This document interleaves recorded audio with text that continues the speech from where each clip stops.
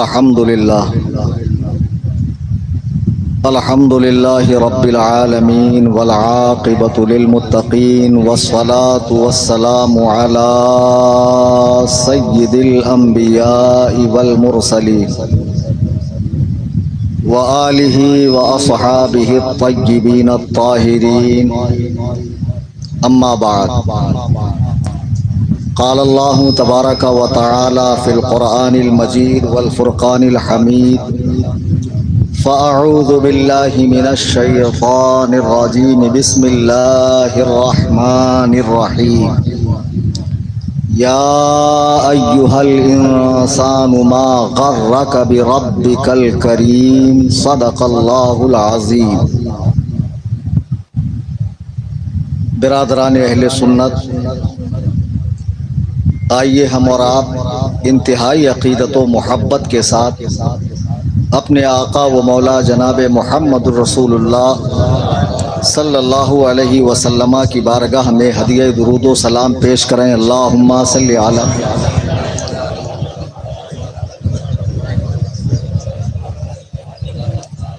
یعنی آپ کے اندر جوش اور ولولہ پیدا کرنا ہو تو شاعر صاحب کو کھڑا ہونا پڑے گا، تبھی جوش آئے گا.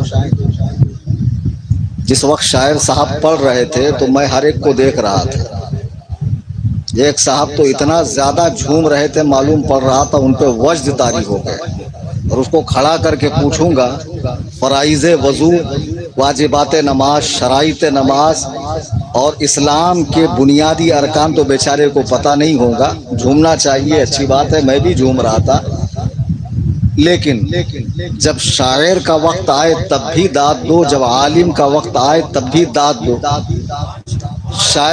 شاعر کے وقت آپ نوٹ سے کام لے رہے تھے، میرے وقت ہونٹ ہلائیے.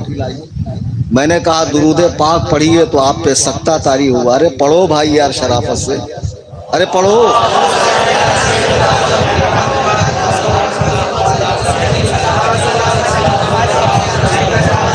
ایک ہی بات، سبھی جانتے ہیں جلالی آدمی ہوں، جلدی غصہ آ جاتا ہے مجھ کو، ٹھنڈا بھی جلدی ہوتا ہے. دل کا برا نہیں ہوں، زبان کا کڑک. بھائی ماشاء اللہ آپ نے مفتی عرفان سبحانی صاحب سے بھی کلام رضا پر تضمین سماعت فرمائی. یہ ایک عالم ہیں، اچھے عالم ہیں، حافظ ہیں، قاری ہیں، فاضل ہیں اور مفتی بھی ہیں. اور عمران صاحب کے تو کیا کہنے، وسیع صاحب کے جبرے فین معلوم پڑ رہے ہیں ماشاءاللہ. وسیع صاحب خالی رہتے نہیں ہیں تو اب سمجھ میں آ گیا کہ عمران صاحب سے ہمارا کام چل جائے گا ماشاءاللہ. بہرحال آپ نے خوب تلاوت کلام ربانی بھی سماعت فرمائی، نعتیں بھی سنی، حمد الہی بھی سنا، منقبتیں بھی سنی. آج کی جو تقریر ہے میری، اس میں ہمارے عزیزم سید عیسیٰ حنفی رضوی سلمہ ربہ، جنہوں نے مجھ سے تاریخ لی، حنفی مشن اس علاقے میں چلاتے ہیں اور میری تنظیم سے مجھ سے ایک عرصہ دراز سے جڑے ہوئے. یہ کہنا مبالغہ نہیں ہوگا کہ یہاں جتنے بیٹھے ہیں وہ سب سے زیادہ میرا قریبی ہے، سب سے زیادہ. اور اللہ تعالیٰ اس قربت کو، اس نسبت کو بروسے محشر بھی سلامت رکھے اور ایک آل رسول ہونے کی وجہ سے مجھے ان کے صدقے بخش دے. تو انہوں نے جب مجھ سے تاریخ لی تو فرمایا کہ حضرت ہم لوگ ہر ماہ محفل کرتے ہیں مختلف عنوان کے تحت، تو اب چونکہ عرس تاج الشریعہ کا حسین موقع ہے تو میں چاہتا ہوں، بولنے دینا، میں چاہتا ہوں کہ اس موقع پر آپ فکر آخرت کے حوالے سے کچھ بات کریں. تو یقیناً حضور تاج الشریعہ کی مکمل سیرت طیبہ انٹرنیٹ پر بھی ہے اور علماء سے آپ نے سماعت فرمایا، اور اتنا زیادہ ان کا اس وقت چرچا ہے اور ہونا بھی چاہیے کہ اللہ ارشاد فرماتا ہے تم مجھے یاد کرو میں تمہارا چرچا کروں. فَلَنُحْيِيَنَّهُ حَيَاتًا طَيِّبًا، میں تمہیں اچھی زندگی جلاؤں گا. تو ہمارے شیخ نے اچھی زندگی جی، لاجواب زندگی جی، دنیا کی کامیاب زندگی، آخرت کی کامیاب زندگی. تو بہرحال ان کا چرچا تو ہوتا ہے، اس میں کوئی شک نہیں ہے، اور جب تک ان کے عقیدت مندان مریدین خلفاء ہیں اور ہم نہ رہیں گے تاج الشریعہ کا چرچا انشاءاللہ رہے گا۔ تو آج کی جو محفل ہے وہ سیدی سرکار پیر و مرشد تاج الشریعہ علیہ رحمت و رضوان کی سیرت پر گفتگو کے حوالے سے مجھے نہیں کہا گیا، میرا عنوان ہے اس بابرکت محفل میں فکر آخرت۔ دیکھو تاج الشریعہ کو بھی جو کامیابی ملی، آپ سب جانتے ہیں کہ تاج الشریعہ نے اس علمی گھرانے میں آنکھ کھولی ہے کہ صرف بر اعظم ایشیا نہیں، یہ میرے وقت ہی کالے خاں کی طبیعت خراب ہے، ٹھیک کر بھائی، ایک بار بھی شاعر صاحب کے وقت اس نے چیں پہ نہیں کیا، ٹھیک کیا بابو؟ اصل میں آن لائن بھی لوگ سنتے ہیں نا، اور پچھلی بار جب میں نے تقریر کی تھی تو تقریر بڑی عمدہ تھی فقہ حنفی کے حوالے سے، لیکن وہ تقریر صحیح سے ریکارڈ نہیں ہو پائی۔ مجھے بھی ایسی محفلیں بڑی اچھی لگتی ہے، بجائے اسٹیج کے جس میں ڈھیر سارا خرچہ کیا جائے اور پھر پولیس والے آ کر بند کرا دیں اور بات بھی ادھوری ہو۔ مجمع ایک دم جم کر بیٹھا ہے، بیدار ہے، میری طرف دیکھ رہا ہے کہ حضرت کیا ارشاد فرمائیں گے، میں بھی ماشاءاللہ بہت بیدار ہوں۔ شاعر صاحب نے محفل کو گرمائے رکھا ہے ماشاءاللہ۔ عزیزان ملت اسلامیہ، میں یہ عرض کر رہا تھا کہ سیدی تاج الشریعہ نے جس گھرانے میں آنکھیں کھولی نا، اس گھرانے کا پورے عالم اسلام پر، صرف بر صغیر میں نہیں، انڈیا میں نہیں، ایشیا میں نہیں، افریقہ میں نہیں، انٹارکٹیکا میں تو انسان ہی نہیں رہتے، امریکہ میں، افریقہ میں، جتنے بھی بر اعظم ہیں سب میں ان کا احسان عظیم ہے اس خانوادے کا۔ اب اگر اس خاندان میں کوئی بچہ جنم لے تو ظاہر سی بات ہے اسے پڑھنے کی کیا ضرورت؟ اتنے بڑے باپ دادا گزرے ہیں اور ان کے چاہنے والے، اگر میں ایک اشارہ کر دوں تو تن من دھن سب مجھ پہ وار دیں گے۔ اگر ہم جیسا ٹچا آدمی اس خاندان میں پیدا ہوتا یا کوئی پونگا پیر پیدا ہوتا تو پھر وہ پڑھتا نہیں، لکھتا نہیں، مشقت نہیں جھیلتا، فتاوی نویسی نہیں کرتا، تدریس نہیں کرتا، تقریر نہیں کرتا، فقہی مجلس کا انعقاد نہیں کرتا، علماء کے تسامحات کو دور نہیں کرتا، فقہا کی دستگیری نہیں کرتا۔ اتنے بڑے خاندان میں پیدا ہونے کے بعد کیا ضرورت ہے پڑھنے لکھنے کی؟ دیکھو اجمیر شریف میں 4000 سے زیادہ مجاور ہے، ایک بھی پڑھا لکھا نہیں ہے، سب انگوٹھا بہادر ہے اور سب ایک نمبر کے ولی ہیں، لیکن ان کی ولایت جو ہے نا وہ ولایت سے آئی ہے، انگلستان سے۔ انگلستان کو ولایت بولتے ہیں بھائی، تو وہ سب ایک نمبر کے پہنچے لے ولی لوگ ہیں۔ تو وہ جتنے اجمیر کے پونگے پیر ہیں، ایک کو بھی آپ ایمانداری سے بٹھا کر بول دو، میں اللہ کی عزت و جلال کی قسم کھا کے کہہ رہا ہوں الا ماشاء اللہ، آپ ان سے قرآن سن لو، اگر وہ سورۃ الفاتحہ پڑھ دیں تو میں مان جاؤں گا کہ واقعی یہ لوگ پڑھے لکھے ہیں۔ ایک کو نہیں پڑھ پائے گا، ایک بھی نہیں پڑھ پائے گا، فرائض و واجبات تو بہت دور کی بات ہے۔ تو تاج الشریعہ رحمہ اللہ نے جس خانوادے میں آنکھیں کھولی، اگر وہ چاہتے تو وہ نہیں پڑھتے۔ آج بھی خانوادے میں بہت سارے لوگ ہیں بے پڑھے لکھے، لیکن مسلک اعلیٰ حضرت پر ہیں تو لوگ ان کو بھی بلاتے ہیں، ان کے بھی وارے نہیں آ رہے، ان کی بھی ڈیٹ نہیں ملتی۔ اگر تاج الشریعہ نہ پڑھتے تو کیا ہوتا؟ شکل تو اتنی حسین تھی، ایسی جمیل تھی، ایسا چہرہ تھا کہ جنگل میں بٹھا دو تو منگل ہو جاتا تھا۔ ایک مرتبہ حضرت کو گلاب کے پھولوں کا ہار ڈالا گیا، میں اتنی دیر کنفیوز تھا، گلاب زیادہ حسین ہے کہ میرے شیخ کا چہرہ زیادہ حسین؟ میں سچی پکی بات بتا رہا ہوں، میرے ایریے میں پکا سڑا ہوا چوبڑا، ایک دم سڑا ہوا مکروہ تحریمی بدبودار، ہمیشہ اس کے یہاں پہ 10 کا سکہ رہتا ہے۔ آیا بولے مولانا آپ جو اعلیٰ حضرت کرتے ہیں، وہ تو بہت بدصورت آدمی تھے، کالے آدمی تھی۔ میں نے کہا کس سے پڑھا؟ بولے میں نے احسان الہی ظہیر کی کتاب البریلویہ میں یہ پڑھا ہے۔ تو بعض اوقات جواب فی الفور دیا جاتا، بعض اوقات ہولڈ پہ رکھا جاتا ہے کہ نہیں؟ کبھی کبھی وقت صحیح جواب دیتا ہے۔ جی مشتبہ بھائی، تو ہوا یوں، میں نے کہا چلو بھائی انتظار کرتے ہیں، میں تمہیں ایک دن اس کا جواب دوں گا۔ یشودن ہال میں حضرت کا بیان تھا، میں اس کو لے کر گیا، اب جگہ تو ملتی نہیں تھی اور اس وقت میں بھی کچھ اتنا پہنچا ہوا تو تھا نہیں۔ ماموں بھی بھگاتے تھے، چل نکل چل، مدرسے کے بچے لوگ کو ادھر جگہ نہیں ہے، اپنے ماموں تو میں بھی پہلے ہی گھس گیا، مغرب سے ہی بیٹھ گئے۔ آپ کو بھی یاد ہوگا یشودھن ہال کا پروگرام بہت پہلے کی بات ہے، میرے خیال سے اس کو 20-22 سال ہو رہے ہیں۔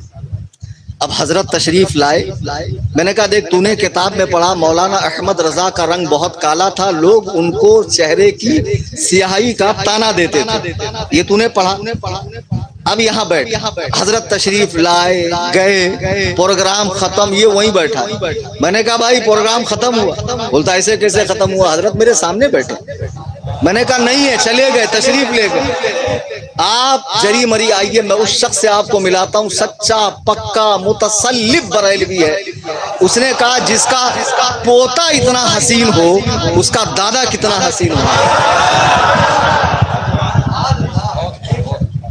تو بہرحال چہرے کا حسن و جمال تو ہمارے پیر کو خدا داد تھا، تو وہ صرف اس بنیاد پہ بھی ورلڈ فیمس ہو جاتے، لیکن نہیں، میرے پیر نے 4 سال 4 ماہ 4 دن کی عمر میں وقت کے غوث نے ان کی بسم اللہ خوانی کرائی، سیدی مفتی اعظم نے، اور اس کے بعد جو علم دین کا سلسلہ شروع ہوا، تمام علوم متداولہ کو حاصل کرنے کے بعد اعلیٰ تعلیم کے لیے آپ تشریف لے گئے جامعۃ الازہر، اور وہاں سے بہترین تعلیم حاصل کر کے آپ منظر اسلام میں 12 سال تدریسی خدمات میرے شیخ نے انجام دی، اور پھر اس کے بعد جو فتاوی تاج الشریعہ کی شکل میں ہمارے سامنے ہے، تبلیغی سفر۔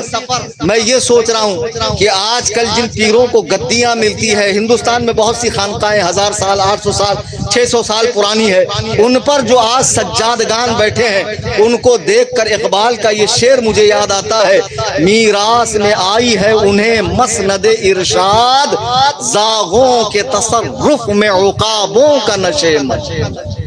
سمجھے نہیں نا؟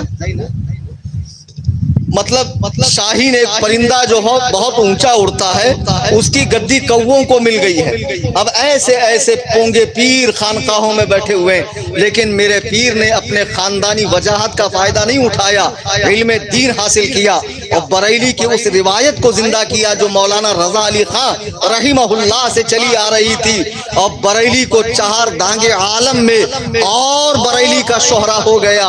تو میرے شیخ کی ایک طرف تو ترویج اشاعت علم دین کو، ترویج علم دین، اشاعت علم دین کو آپ دیکھیں، اور ایک ان کی تقوی کی زندگی دیکھیں کہ آپ نے سفر ہو، حضر ہو، اپنے مقام پر ہو، حلقہ مریدہ میں ہو، جلسے میں ہو، کہیں ہو، نماز کو ترک نہیں فرمایا ہے۔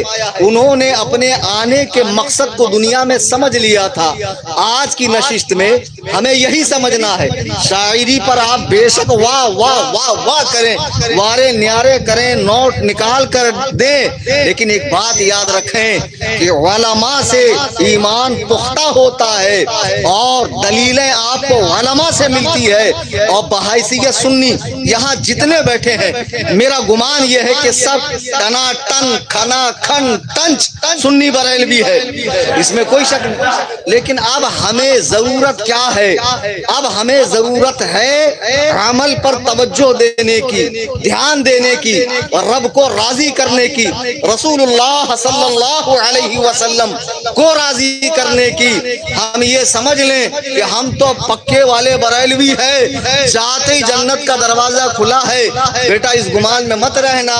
اللہ کے نبی فرماتے ہیں صلی اللہ علیہ وسلم، حضرت کا فرمان ہے کہ جنت کو مشکلات سے گھیرا گیا ہے اور جہنم کو آسانیوں سے گھیرا گیا ہے۔ جس ماڈرن لائف میں تو جی رہا ہے، یہ تجھے جہنم کے قریب کرنے والی ہے، اور جنت ایسی پالو گے نہیں پا سکتے، اس کے لیے مجاہدے کرنے پڑیں گے، ریاضتیں کرنی پڑیں گی، اپنے عقل و نفس کو اسلام کے تابع کرنا پڑے گا، اپنے ذہن و دماغ کو، ہاتھ پیر کو، آنکھ کان سماعت و بصارت کو، ہر ایک کو اطیعوا اللہ و اطیعوا رسول کے تابع کرنا پڑے گا، تب جا کر آپ مومن کامل ہو سکتے ہیں۔ آپ کو علم دین سیکھنا پڑے گا، آپ کو قرآن کریم صحیح پڑھنا سیکھنا پڑے گا، آپ کو شرع کے مسائل سیکھنے پڑیں گے۔ قرآن میں اللہ ارشاد فرماتا ہے یا ایھا الانسان ما غرک بربک الکریم، اے انسان افسوس تجھے کس چیز نے اپنے رب سے غافل رکھا ہے۔ انسان کو اللہ دعوت دے رہا ہے، اپنے وجود پہ غور کر، اپنے آنے پہ غور کر، اپنے جینے پر غور کر، اپنے جانے پر غور کر کہ رب نے تجھ میں کتنی عظیم نعمتیں رکھی ہے۔ اگر تو ان پر غور کرے گا تو پھر رب کی ناشکری نہیں کرے گا۔ ذرا رب کی نعمتوں پر غور کریں۔ ہمارا جو یہ 5 اور 6 فٹ کا وجود ہے، اللہ نے دونوں پیر برابر بنائے ہیں، اعضاء میں تناسب رکھا ہے۔ ایسا نہیں کہ ایک پیر کی جگہ ہاتھ لگا دیا اور ایک ہاتھ کی جگہ پیر لگا دی، ایک آنکھ کی جگہ کان لگایا، اس طرح بنایا کہ ہم خوبصورت نظر آتے ہیں، صحیح سالم اعضاء کے ساتھ گھومتے پھرتے ہیں، اور اس کے باوجود اللہ کی نافرمانیوں کا یہ عالم ہے کہ اللہ کا منادی ندا کرتا ہے اللہ اکبر اللہ اکبر، اللہ سب سے بڑا ہے۔ اس وقت آپ کاروبار نہیں بند کرتے ہیں، آپ کہتے ہیں میرا کاروبار بڑا ہے، آپ کہتے ہیں میری رشتہ داری بڑی ہے، آپ کہتے ہیں میرا پیر بڑا ہے، آپ کہتے ہیں میری محفل بڑی ہے۔ ہونا تو یہ چاہیے تھا آپ سب کچھ چھوڑ چھاڑ کے اللہ کے حضور حاضری دینے پہنچتے۔ وہ کہتا ہے حی علی الصلاۃ، آؤ نماز کی طرف، حی علی الفلاح، آؤ کامیابی کی طرف۔ جیسے ہی رجب کا چاند نظر آئے گا، جتنے چرسی گنجیڑی نشیڑی، جتنے سٹا مارنے والے ہیں، چاندی کے چلم میں گانجا پھونکنے والے، سب بھاگیں گے، بنا ٹکٹ کے بھاگیں گے۔ اپن اجمیر جا رہے لا، مجھے بلاوا آیا ہے۔ کدھر آیا؟ واٹس ایپ پہ؟ کہاں بلاوا آیا بیٹا؟ واٹس ایپ پہ آیا، فون کال پہ آیا؟ کیسے پتا چلا تیرے کو بلاوا ہے؟ دلندر تجھے کیسا بلاوا آیا تھا، ہم کو کیسا نہیں آتا؟ 10-12 سال سے میں نہیں گیا تو، ارے باپ 10-12 سال سے اجمیر نہیں گئے تو بلاوا آیا۔ بے وقوف، جب تجھے مؤذن بلاتا ہے، اللہ کا بلاوا آتا ہے، اس وقت تو جا کر مسجد میں حاضر ہونا پسند نہیں کرتا۔ تجھے یہ تک نہیں پتا میرے محلے کی مسجد میں کتنی صفائی بنتی ہے، مسجد کا کلر کیسا ہے، امام کون ہے، مؤذن کون ہے، مسجد کا معاملہ کیا ہے، لیکن تو برابر وہاں بھاگتا ہے۔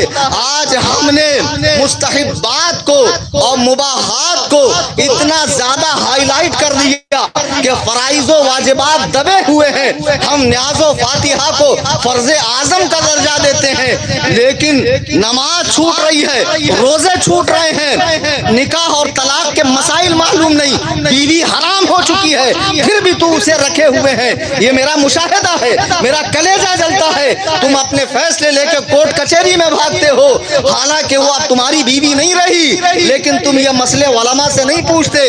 تم بنداس حرام خوری اور حرام کاری کر رہے ہو، لیکن مزارات کی حاضری چھوٹنا نہیں چاہیے۔ نظر لگتی کتے اسے، یہ کالے گھسکو، میں مہاراشٹرین ہوں، معلوم ہے آپ کو؟ ارے دلندر، تیرے کو کون نظر لگائیں گا؟ تیرے کو دیکھے تو 3 ٹائم کا کھانا نہیں ملتا اور تیرے کچھ نظر لگتی۔ اما میرا بیٹا باہر گیا تو نظر لگتی ہے، ایسا کڑ کڑ انگلیاں پھوڑتی ماں۔ جمعہ کا دن ہے، نماز کو نہیں جا رہا، کیوں؟ بولے ہاتھ میں کٹار ہے، امام ضامن بندھا ہوا۔ شادی بیاہ میں رسول اللہ علیہ السلام کا جو دین ہے، جو میڈ ان مکہ مدینہ دین ہے، اس میں اما خالہ کی روایتیں گھسیڑ دی، اس میں آبا و اجداد کی رسمیں گھسیڑ دی، اس میں یہ پونگے پیروں کے بتلائے ہوئے طریقے گھسیڑ دیے۔ رب کعبہ کی قسم، اگر تم رسول اللہ صلی اللہ علیہ وسلم کے منہج کے مطابق زندگی نہیں گزارو گے تو تمہاری کوئی عبادت اللہ کی بارگاہ میں قبول نہیں ہے۔ حضرت فضیل بن عیاض رحمہ اللہ کی بات سنیے، کیا پتے کی بات کہہ رہے ہیں۔ ابھی میں امام ابو بکر جساس کی کتاب بیٹھے بیٹھے پڑھ رہا تھا، اس میں یہ قول میری نظر سے گزرا۔ فرماتے ہیں عمل خالص ہو اور درست نہ ہو تو اللہ کی بارگاہ میں قبول نہیں ہے۔ مطلب کیا؟ یعنی عمل اللہ کے لیے تو ہو، لیکن نبوی طریقے پر نہ ہو۔ کون سے طریقے پر؟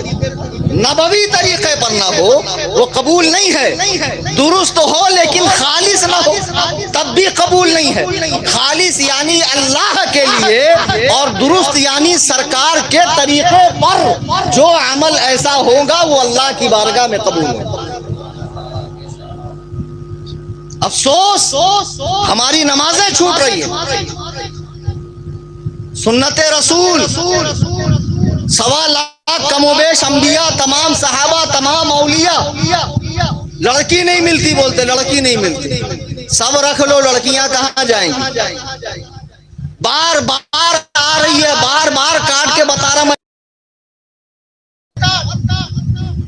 یہ ایسی سنت جسے تو سلام نے پسند فرمایا. آج ہم مسلمان یار کیا بتاؤں میں کولکتہ ایئرپورٹ پہ تھا سچی کا واقعہ بتا رہا ہوں. تو جب میں ایئرپورٹ میں نے ان کیا تو وہاں پہ چیک ان ہوتی ہے آپ کو معلوم ہے. تو میرے سر پہ ٹوپی تھی. مجھ سے پولیس والے نے کہا ٹوپی اتاری ہے. میں نے کہا میں نہیں اتار. بولے اتارنا پڑے گا. تو میں نے کہا آپ اوپر سے اسکین کرو پتلا کپڑا ہے جیسے میرے اس کپڑے سے آپ باڈی کو اسکین کر رہے ہو تو ٹوپی کو بھی اسکین کرو. بولے نہیں اتارنا پڑے گا. میں نے کہا آپ سکھوں کی پگڑی اتارتے ہیں. بولے ان کے دھرم میں کمپلسری ہے. تو میں نے کہا میرے دھرم میں بھی کمپلسری ہے. چھٹ سے اس نے مجھے جواب دیا آپ سے پہلے 4 مسلمان دیکھو وہ گھوم رہے ایک نے بھی ٹوپی نہیں پہنی. اب کیا کروں کیا جواب. شرمندہ ہو گیا. اب بات دل ناخواستہ مجھے آگے تبلیغ کے لیے کہیں جانا تھا وہ بھی فرض معاملہ تھا. میں نے اتارا اور اللہ سے دعا کی کہ مسلمانوں کو عقل سلیم آئے. میرے بزرگوں اور دوستوں خدا کی قسم دیکھو پیران کرام سے محبت اولیاء اللہ سے محبت سب اچھی بات ہے. اس میں کوئی دو رائے نہیں ہے کہ ان کی نسبتیں ہمیں کام آئیں گے. لیکن ہمارے پاس عمل کچھ نہ ہو اور خالی نسبتیں ہوں اور خالی بھروسہ ہو اور تم سوچو اسی پر میں میدان سر کر جاؤں گا اور جنت مجھے حاصل ہوگی. بیٹے اس گمان میں مت رہنا. اس گمان میں مت رہنا. قیامت کا وہ منظر یاد کیجئے. قرآن کریم پڑھو نا یار پڑھتے نہیں. بار بار کہا جاتا ہے اللہ نے کیوں فرمایا وَلَقَدْ يَسَّرْنَا الْقُرْآنَ لِلذِّكْرِ فَهَلْ مِن مُدَّكِرٍ. ہم نے قرآن کو آسان کیا سمجھنے کے لیے. ابھی تو خیر خطوں کا زمانہ نہیں ہے لیکن اگر اگلی کوئی لمبا چوڑا میسج بھیج دے واٹس ایپ پہ کیسا اندر گھس گھس کے پڑھتا ہنستا. ماں بولتی کیوں رے لائٹ چمک رہی. نہیں آفس کا کام ہے. بار بار پڑھتا ایک ایک لائن کو پڑھتا کتنا اچھا لگتا. یعنی دلوں کو تڑپانے والے محبوب کا اگر خط آ جائے تو 10-20 بار پڑھ لیتا ہے. بہرحال اس کے بعد تیرا دل اکتا جاتا ہے. اللہ کی کتاب اللہ چاہتا ہر گھر میں مسلمانوں کے نازل کرتا. اس نے نبی کو اس کلام کا شارح بنا کر سرکار کے سینے پر بھیجا اور یہ ہم سب کے لیے ہے. ہمارا فرض نہیں ہے قرآن پڑھنا. کنز الایمان شریف اعلیٰ حضرت کا ترجمہ اپنے عالم سے سیکھنا. قرآن پر اپنی زبان کی اصلاح کرنا. ہاں کہاں ہے ہاں کہاں ہے دہن کہاں ہے دہ کہاں ہے اس پر ہمارا فوکس ہونا چاہیے. قرآن میں اللہ ہم سے کیا فرما رہا ہے. خدا کی قسم جب آپ قرآن کو غور و خوض سے پڑھیں گے آپ کی کیفیت بدل جائیں گے. علماء کے بغیر مت پڑھیے. علماء کی نگرانی میں پڑھیے لیکن درس قرآن کا بھی سلسلہ ماہانہ ہونا چاہیے. اور قرآن سے ہمیں کیا ملتا. اللہ کی یہ مقدس کتاب جس میں عجائبات عالم کا تذکرہ ہے امم سابقین کے واقعات ہے انبیاء علیہم السلام کے قصص ہیں اور ہمارے عروج و زوال کی کہانیاں ہیں. ہمارے پیدا ہونے سے مرنے تک زندگی کے ہر شعبے میں قرآن ہماری رہنمائی کرتا ہے. آج جو لوگ یہ سوچ رہے ہیں کہ مولانا تو کیا ہے یہ تو ڈراتے رہتے ہیں بولتے رہتے ہیں ذرا سی لائف ملی ہے اس کو انجوائے کر لو. ارے کون دیکھا بھائی مرنے کے بعد 2 آتے نہ 4 آتے ٹھکائی ہوتی کیا کچھ نہیں. ہم نے بہت دیکھا قبرستان میں خالی ہڈیاں نکلتی. ہم کو تو کوئی فرشتہ دکھا نہیں. بیٹے میرے بچے ابھی تم انڈے میں ہو. وہ مرغی کا بچہ انڈے میں ہوتا ہے نا اس کو اگر آپ کوئی مشین کے ذریعے بولو بابو 20-22 دن کے بعد تو باہر آئے گا تو تیرے کو بڑی ٹوکری دکھیں گی تیرے جیسے اور لوگ دکھیں گے. وہ بولیں گا چل دھور مت بنا میرے. دیکھو بھائی میں بھی بمبئی کا ہی ہوں بمبئی میں ہی پیدا ہوا ہو جاتا ہے کبھی کبھی. بیوقوف مت بنا اس کا مبادل. پھر آپ اس سے بولو ٹوکری سے باہر نکلنے کے بعد 10x10 کا کمرہ ہے، اس کے باہر نکل، بڑا آسمان ہے، زمین ہے، وہ نہیں مانے گے، کیونکہ ابھی وہ انڈے کے اندر ہے۔ لیکن انڈا پھوٹنے کے بعد ساری حقیقت آتی ہے۔ ابھی ہم دیکھ رہے ہیں آسمان کا شامیانہ، زمین کا بچھونا، اور کہاں اتنی بڑی جنت ہے۔ ارے کم بختو، کم سے کم سائنسدانوں سے ہی پوچھو کہ ہم جس کرۂ ارض پر رہتے ہیں، اس کی گیلیکسی کے اندر کتنے سیارے اور ستارے ہیں، اور اس کی وسعت کتنی ہے، اور ایسی کتنی گیلیکسیز ہیں، اور ایسے کتنے یونیورس ہیں، سائنسداں بتانے سے عاجز ہے۔ ہمارے سائنسداں ہماری گیلیکسی میں سفر نہیں کر سکتے۔ 93 بلین لائٹ ایئرز، ایک لائٹ ایئر ایک سیکنڈ میں 3 لاکھ کلومیٹر لائٹ چلتی ہے۔ کتنا؟ 3 لاکھ کلومیٹر، 93 بلین سال لگیں گے جب ہم ہماری گیلیکسی کا سفر کریں گے۔ سائنسدانوں نے ہتھیار ڈال دیے، تو کیا ہے، تیری حیثیت کیا ہے، تیری اوقات کیا ہے، تو 100 سال پہلے کہاں تھا، تو 100 سال بعد کہاں رہے گا۔ اگر اللہ نے دیا ہے موقع، گولڈن چانس ہے، آخرت کی فکر کر۔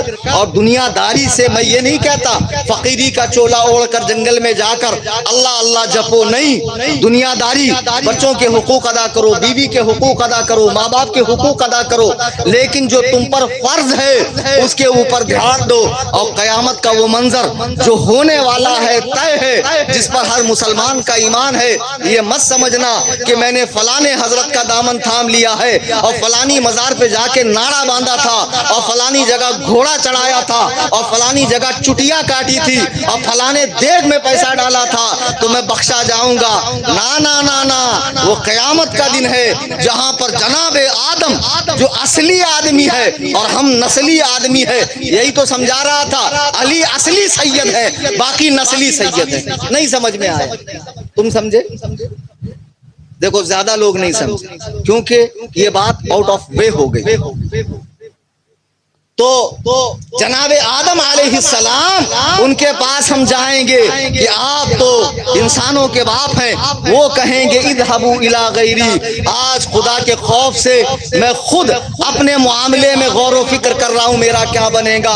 تمام انبیاء کا یہ جواب ہوگا، تم کیا سمجھتے ہو ان رنگ برنگی، ان پونگے پیروں کو، ان اڑیا گڑیا چٹیا لٹیا پیروں کو، یہ لمبے لمبے بال والی، یہ سہاگن، یہ ابھاگن، یہ ناگن، یہ جوگن، یہ بدوا، یہ بیوہ، یہ رکھیل، یہ جو دنیا بھر کے تماشے کر کے رکھے، اتنی بڑی نتھنی، ہاتھ میں چوڑیاں، پیروں میں پائل، میں تو ناچوں گی گولر تل۔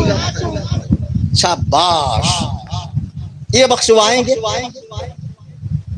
ڈھونڈنا ان کو، ڈھونڈ، قیامت میں ملیں گے، اسپیشل روم رہیں گا، وہاں ان کا تندور بن رہا ہوگا، وہ تندور بن رہا ہوں گا، تو ڈھونڈے گا۔ بہت نذرانہ دیا تھا، کدھر ہے پیر صاحب؟ پیر صاحب کے پیر صاحب کی مالش ہو رہی۔ بابو ان ٹچوں کے بھروسے مت رہنا کہ خالی نسبتیں لے، ہاں جو حقیقی اللہ والے ہیں ان سے نسبت رکھو، ضرور انشاءاللہ ان کی نسبت کام آئے گی، لیکن یہ سوچنا کہ صرف ان کی نسبت کام آئے گی اور عمل نہیں، تو یاد رکھنا یہ بات تمہیں لے ڈوبے گی۔ اس لیے کہ نماز تو کسی صورت میں معاف نہیں، اور جس پر معاف ہو وہ کھڑے ہو کر اپنی زیارت کرا دے کہ میں اس 8ویں عجوبے کو دیکھنا چاہتا ہوں۔ کوئی ہے اس مجلس میں؟ بھائی تو پہلے سے کھڑا ہے۔ اچھا اس نے نہ ایسا بولا کہ میرے کو ہاں لگا، برابر جو ہے نا باڈی لینگویج صحیح ہونا چاہیے، آدمی کو سمجھ میں آئے کیا بول رہے ہیں۔ تو آپ یہ مت سمجھو کہ یہ نسبتیں جو حقیقی اللہ والوں سے ہماری ہے، ہم نماز روزے کو چھوڑ دیں، حقوق العباد کو چھوڑ دیں، حرام حلال کی تمیز نہ کریں، کاروبار میں اور تمام چیزوں میں، اور منہ اٹھا کے وہاں چلے جائیں کہ ہم نے فلاں جگہ چندہ دیا تھا، مفتی کلیم حنفی کے قرض حسنہ میں مدد کی تھی، اور سیدی سرکار تاج الشریعہ کا دامن تھاما تھا۔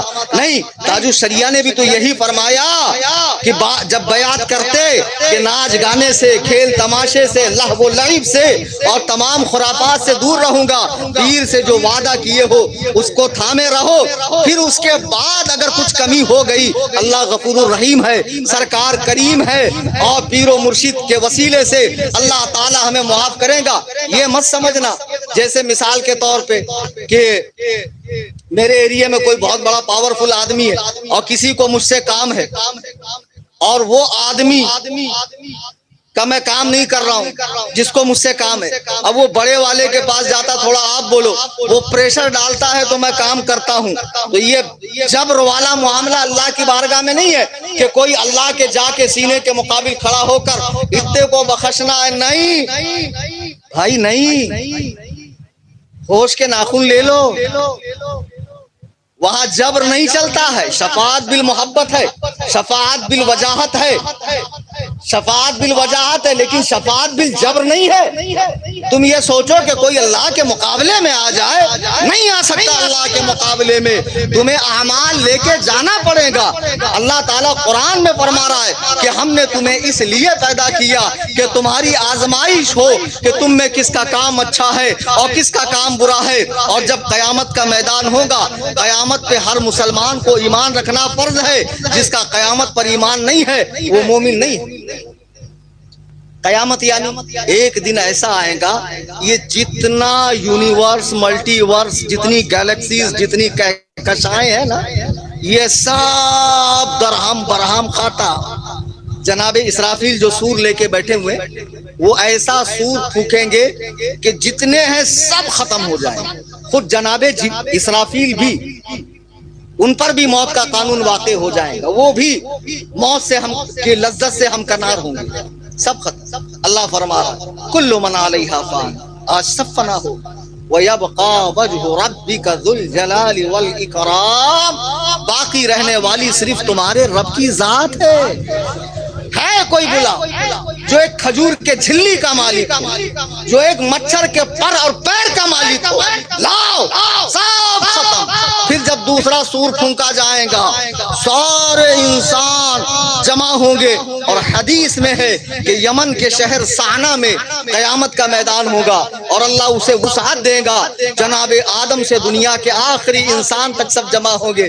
جب ہم ایسی بات کرتے ہیں تو جو ماڈرنزم کے رسیا ہے، ایجوکیٹڈ لوگ ہیں جن کو الہاد کا کیڑا کاٹ رہا ہے، وہ بات ان کے سمجھ میں نہیں آتی ہے. امپاسبل، مرنے کے بعد کیسے زندہ ہوں گے؟ دیکھو قرآن کریم فرما رہا ہے اللہ رب العزت، لا اقسم بیوم القیامہ، مجھے قسم ہے قیامت کے دن کی. ہم اگر قسم کھائیں تو اس کا مطلب وہ چیز ہمارے نزدیک معزز ہے، معتبر ہے. اللہ رب العزت قسم یاد فرما رہا ہے، لا اقسم بیوم القیامہ، مجھے قسم ہے قیامت کے دن کی. ولا اقسم بالنفس اللوامہ، جس دن جان اپنے کیے پر پچھتائیں گی. ابھی نہیں سمجھ میں آ رہا نا؟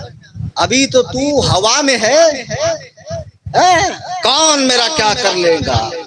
لیکن بیٹے کیسے کیسے لوگ دنیا میں تھے جن کی ایک چھینک پر فوجیں کھڑے ہوتی تھی ہاتھ باندھ کر، جن کے لیے 20 من پھولوں کا سیج روزانہ بچھایا جاتا تھا سونے کے لیے، جن کے لیے غلام کھڑے ہوتے تھے نہلانے دھلانے چپل پہنانے. کہاں ہے؟ قبروں کا نام و نشان مٹ گیا.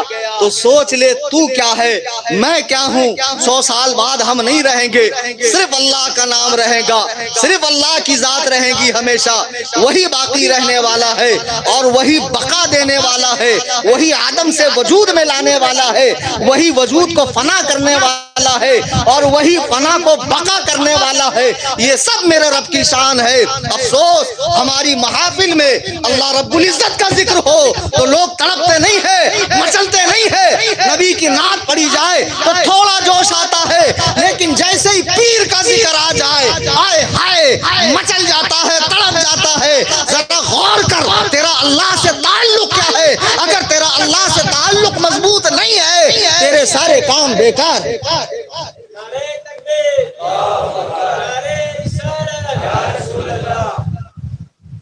تھوڑا اور لگا لیں.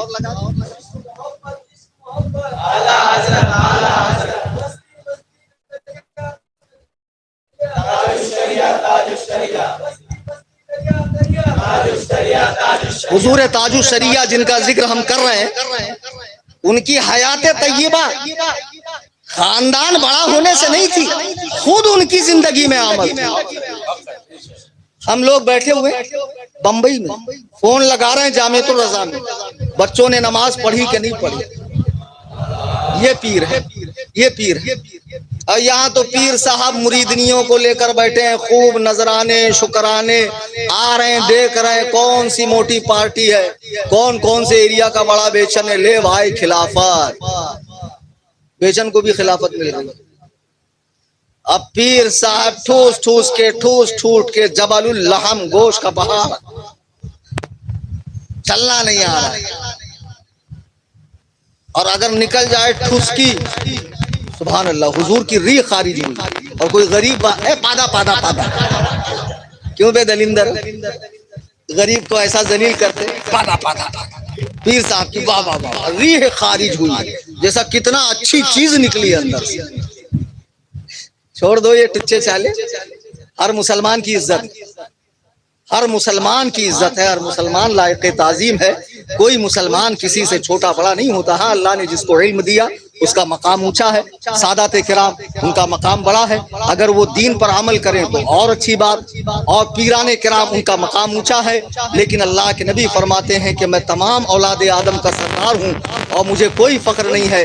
آج ایک ایسا پیشن چلا ہوا ہمارے یہاں، جیسے برہمنوں کے یہاں ہے، یہ برہما نے 4 ذاتیں پیدا کی، یہ برہمن ہے، یہ شتری ہے، یہ کھتری ہے، یہ شودر ہے، جو غریب مرید ہے وہ شودر ہے، جو موٹا مرید ہے وہ پیر صاحب کے بازو میں بیٹھے گا، خلافت لے گا۔ ارے بند کرو یہ باتیں، اللہ کو راضی کرنے کے کام کرو۔ خدا کی قسم قیامت کے بارے میں اللہ فرما رہا ہے، اللہ رب العزت ارشاد فرما رہا ہے کہ وَلَا أُقْسِمُ بِالنَّفْسِ اللَّوَّامَةِ أَيَحْسَبُ الْإِنسَانُ أَن لَّن نَّجْمَعَ عِظَامَهُ، کیا انسان یہ سمجھتا ہے ہم اسے دوبارہ نہیں اٹھائیں گے؟ یہ غور کرنے والی بات، یعنی ہمارا یہ خیال ہے کہ مر کے ہم مٹی میں چلے گئے، سال 1.5 سال میں باڈی ہماری ختم، 10-20 سال میں ہڈیاں بھی ختم، ہم کیسے دوبارہ پیدا ہوں گے؟ انسان کے سمجھ میں نہیں آ رہا ہے۔ تو اللہ رب العزت آگے ارشاد فرما رہا ہے، اس کا جواب اللہ پاک عطا فرما رہا ہے، بلا قادرین علی ان نسوی بنانا، کیوں نہیں ہم قدرت رکھتے ہیں کہ اسے ٹھیک بنائے، قدرت رکھتے ہیں کہ اسے ٹھیک بنائیں، یعنی جیسے پہلے ہم نے تمہیں بنایا تھا ویسے دوبارہ ہم بنائیں گے۔ حدیث میں ہے کہ کسی انسان کو اگر دریائی جانور کھا لیں، ہوا کے پرندے کھا لیں، جنگل کے جانور کھا لیں، قیامت میں اللہ ان کے پیٹوں سے نکال کر ریڑھ کی ہڈی میں ایک ایسا جز ہے تم کو دوبارہ کریٹ کرے گا، اللہ کے سامنے جانا ہی جانا ہے، حساب دینا ہی دینا ہے۔ اور وہ ایسا دن اللہ قرآن میں ارشاد فرما رہا ہے، وہ ایسا دن ہے کہ فَإِذَا بَرِقَ الْبَصَرُ، جس دن آنکھوں کو اندھا کر دیا جائے گا، وَخَسَفَ الْقَمَرُ، اور چاند کو گہن لگے گا، وَجُمِعَ الشَّمْسُ وَالْقَمَرُ، چاند و سورج ملا دیے جائیں گے، يَقُولُ الْإِنسَانُ يَوْمَئِذٍ أَيْنَ الْمَفَرُ، آدمی کہے گا کدھر کو بھاگ کے جاؤں، كَلَّا لَا وَزَرَ، آج کوئی بھاگنے کی جگہ نہیں ہے، إِلَىٰ رَبِّكَ يَوْمَئِذٍ الْمُسْتَقَرُّ، تمہیں دوبارہ اپنے رب کے طرف آنا ہے۔ اگر اندھیری میں وارنٹ نکلا، کرلا بھاگتا ہے، کرلا پولیس پہنچی، گاؤں بھاگتا ہے، گاؤں پولیس پہنچی، اسٹیٹ چینج کرتا ہے، ادر اسٹیٹ میں پہنچی، کنٹری چینج کرتا ہے۔ یہ دنیا کے سپاہی ہے جسے تم دھوکہ دیتے ہو، لیکن قیامت میں جہاں بھاگو گے چاروں طرف سونٹا لے کر کھڑے ہوئے ہیں، اللہ کے سامنے جانا ہے، پیدا ہونے سے مرنے تک ساری زندگی کا حساب دینا ہے، جتنا ٹوپا ٹپاری کیا ہے وہ بھی سب سامنے آنے والا ہے، جتنا لوگوں کو چکمے دیا ہے، ماشاءاللہ ماشاءاللہ، کہاں ہے حضرت کعبۃ اللہ کا طواف کر رہے ہیں، چکر لگا رہے ہیں، اور ہم گھر کے چکر لگا رہے ہیں، ہمارے پیسے دو نا، ہمارے پیسے دو نا، پیسے مل رہے نہیں۔ حاجی صاحب کعبے کے چکر لگا رہے ہیں، لوگوں کو چکر لگوا کے کعبے کے چکر مت لگاؤ، ٹوپا ٹپاری مت کرو، لوگوں کو شینڈی مت لگاؤ، شرافت سے رہو کہ نہیں رہو گے؟ مت رہو، میرا کیا جا رہا ہے؟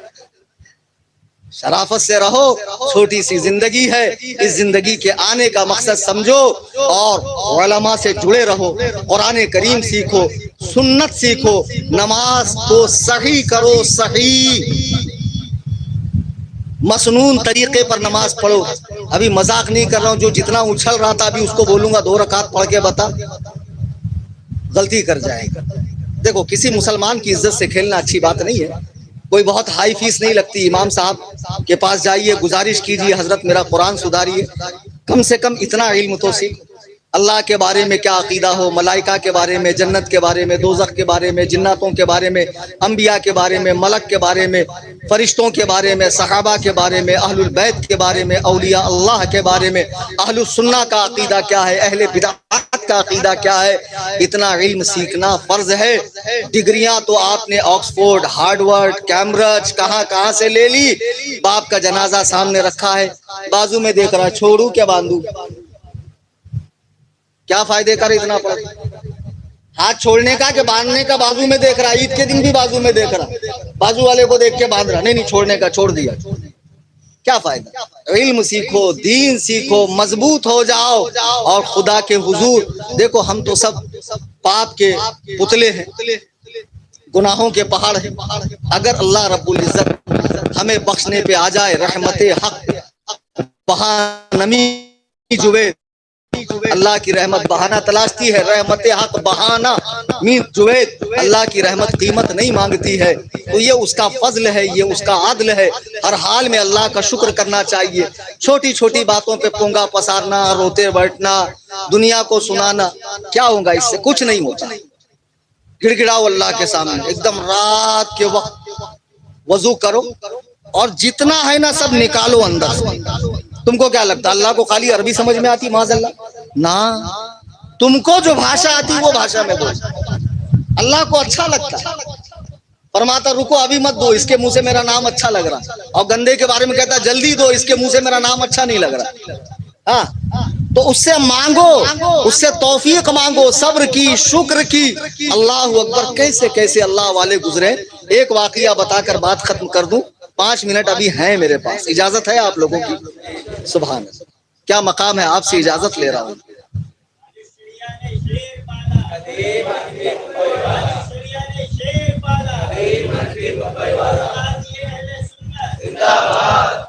عزیزان ملت اسلامیہ، حضرت شقیق بلخی ایک بہت بڑے بزرگ ہیں، ان کو پتا چلا کہ میرے بازو والے کے یہاں چوری ہو گئی، تو انہوں نے کہا چلو بیچارے کا جا کر غم ہلکا کرتا ہوں، دلاسا دیتا ہوں، پرسا دیتا ہوں۔ بازو والے کے آئے تو دیکھا وہ حشاش بشاش ایک دم خوش، دسترخوان لگایا، حضور کھانا کھا لیجیے۔ آپ نے فرمایا اللہ تم پر رحم کرے کہ تمہارے ساتھ بڑا برا ہوا۔ اس نے کہا کیوں حضرت، اس میں برا جیسی کیا بات ہے؟ مجھ پہ تو 3 طرح سے شکر واجب ہے۔ کتنے؟ ذرا غور کرو، اللہ والوں کا مائنڈ کتنا اعلیٰ درجے کا ہو۔ حضرت شقیق بلخی کہتے ہیں اس پہ 3 طرح سے کیسے شکر واجب؟ کہا حضور 3 طرح سے۔ نمبر 1 بات، چور میں نہیں ہوں، اللہ کا شکر ہے، چور کوئی دوسرا ہے نا، چور میں نہیں۔ نمبر 2، چرانے والے نے پورا مال نہیں چرایا، تھوڑا رکھا ہے میرے لیے، اگر پورا چراتا تو کچھ سمجھ میں بھی آتا۔ نمبر 3، اس نے جو چرایا ہے وہ فنا ہونے والی چیز ہے، میرا علم میرے پاس باقی ہے، اس لیے میں اللہ کا شکر ادا کرتا ہوں۔ ایسے قصے سنو بزرگوں کے، واقعات پڑھو، ان کے صبر کے، ان کے شکر کے، ان کے توکل کے، ان کے توکل کے، ان کے استقامت کے، ان کے استعانت کے، ان کی قناعت کے، ان کے بارگاہ الہی میں ہمہ وقت گڑ گڑانے کے۔ اللہ اکبر کبیرہ۔ حضرت ابراہیم بن ادم بلخی بڑے پائے کے بزرگ ہے، وہ کیسے بزرگ بنے وہ واقعہ میں نہیں بتاؤں گا، بس اتنا سنیے، وہ کعبے کا طواف کر رہے ہیں اور حضرت بایزید بستامی رحمہ اللہ بھی طواف کر رہے ہیں، ان کی نظر پڑی حضرت ابراہیم بن ادم بلخی پہ، تو انہیں لگا اس میں کچھ تو ہے، قریب آئے، کہا السلام علیکم۔ انہوں نے جواب دیا وعلیکم السلام یا طیفور ابن عیسیٰ۔ حیران ہو گئے کہ کوئی تعارف نہیں، کوئی شناسائی نہیں، نام لے کر جواب دے۔ تو انہوں نے پوچھا اے جوان یہ بتا تیرے نزدیک شکر کا کیا مطلب، تیرے نزدیک زہد کا معنی کیا ہے؟ زہد یعنی دنیا چھوڑ دینا، اس کا کیا معنی ہے؟ اس نے پلٹ کے پوچھا آپ کے نزدیک زہد کا کیا معنی ہے؟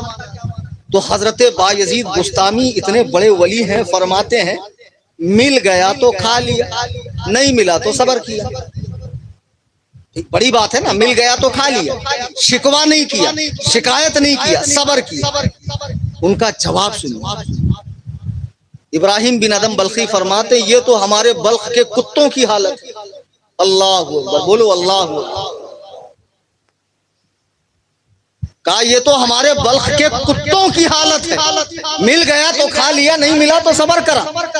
تو ان کا اشتیاق بڑا، کہا تیرے نزدیک زہد کی تعریف کیا ہے؟ فرمایا مل گیا تو بانٹ دیا، نہیں ملا تو شکر ادا کیا۔ کیا اللہ واللہ، ان کی زندگیاں انٹریسٹ لے کر سننے کے لیے نہیں، عمل کرنے کے لیے۔ انشاءاللہ نماز پڑھیں گے، سنی مسجد میں پڑھیں گے، سنی امام کے پیچھے پڑھیں گے، قرآن کریم مخرج کے ساتھ میں پڑھیں گے انشاءاللہ۔ جی ابھی ہماری تنظیم سے انشاءاللہ آن لائن میں کورس شروع کروں گا قرآن کریم تجوید کے ساتھ پڑھانے کا، سنی جمعیت الاعناف سے، تو آپ حضرات اس سے جوائن ہو جانا، سیکھنا، اپنی زندگی میں بدلاؤ لاؤ۔ اب ہم کو عمل کی ضرورت ہے، ہم لوگ وہابڑے تھوڑی ہے، رافضی تھوڑی ہے، خارجی تھوڑی ہے کہ ہم کو ابھی ایمان اور زیادہ پکا کرنے کی ضرورت ہے۔ وہ پاگل لوگ ہیں جو اپنی محفلوں میں بولتے ہیں کہ کعبے میں اگر وہابی مر گیا تو جہنمی، سنی طوائف کے کوٹے پہ مرا تو جنتی۔ وہ ڈھولکی لوگ، وہ ان کا ایمان کبھی پکا ہی نہیں ہوتا، پاگل لوگ۔ وہ خود ان کا پیر بولتا ہے یا اللہ صبح سے شام تک جو میرے ایمان میں صلح کلیت گھس کے اسمارٹ فون جیسا یوز کرتے ہو، اسمارٹ سنی بنو۔ انشاءاللہ اگر یہ بدلاؤ آیا تو پھر کیا کہنے، جتنے وہابی دیوبندی رافضی جو آپ کی طاق میں ہے وہ آپ کو اپنے فریب میں دام میں نہیں لا سکیں گے۔ اللہ تعالیٰ اس چھوٹی سی محفل کو اپنی بارگاہ میں قبول فرمائے، اور دوران گفتگو اگر مجھ سے آج کی محفل میں کوئی بات ایسی نکل گئی ہو جس سے اللہ اور رسول ناراض ہوتے ہوں، خلاف شرع ہو، میں تمام حاضرین کے سامنے اس کی توبہ کرتا ہوں۔ استغفر اللہ ربی من کل ذنب واتوب الیہ، لا الہ الا اللہ محمد الرسول اللہ صلی اللہ علیہ وسلم۔ شاید کہ اتر جائے تیرے دل میں میری بات، انداز بیاں گرچہ بہت شوق نہیں، وما علینا الا اللہ۔